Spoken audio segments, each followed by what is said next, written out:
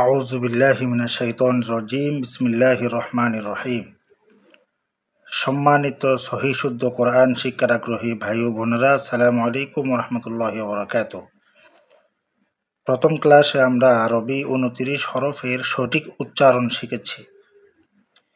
আজকে আমরা হরফের উচ্চারণগত পার্থক্য শিখব। আমরা স্ক্রিনে যেটা দেখতে পাচ্ছি, আরবি ২৯ হরফ দুই ভাগে বিভক্ত: পুর তথা মোটা হরফ, বারিক তথা চিকন হরফ। এখন আসুন আমরা পুর হরফ যেগুলো এবং চিকন হরফ যেগুলো, এগুলো আমরা একবার একটু দেখে আসি। চিকন হরফ যেগুলো আছে সেগুলো আমরা একটু দেখি। আলিফ, বা, তা, সা,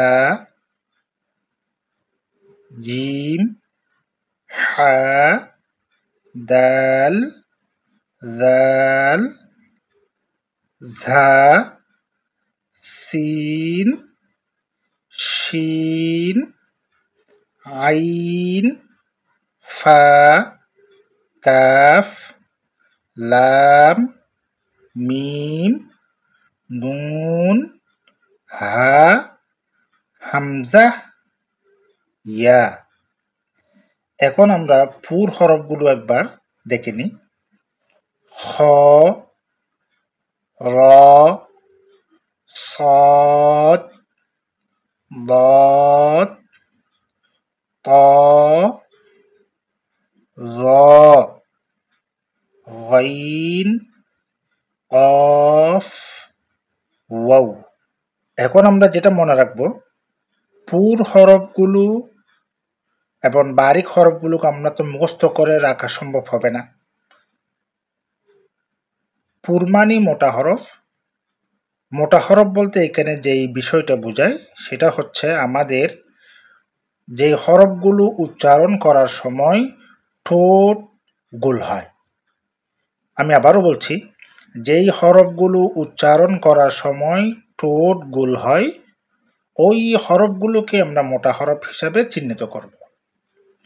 খ, খ পড়ার সময় ঠোঁট গোল হচ্ছে। র পড়ার সময় ঠোঁট গোল হচ্ছে। সদ পড়ার সময় ঠোঁট গোল হয়ে যাচ্ছে। দদ পড়ার সময়ও হচ্ছে। ত, র, গাইন, কফ, ওয়াও। তাহলে আমরা এই জিনিসটা শুধু মাথায় রাখবো, যেই হরফটা উচ্চারণ করার সময় ঠোঁট গোল হয় ওই হরফগুলো হচ্ছে পুর হরফ, আর যেই হরফগুলো উচ্চারণ করার সময় ঠোঁট স্বাভাবিক অবস্থায় থাকে ওগুলো হচ্ছে চিকন বা বারিক হরফ। পরবর্তী ক্লাস শুরু না হওয়া পর্যন্ত ভালো থাকবেন। আসসালামু আলাইকুম ওয়া রাহমাতুল্লাহি ওয়া বারাকাতুহু।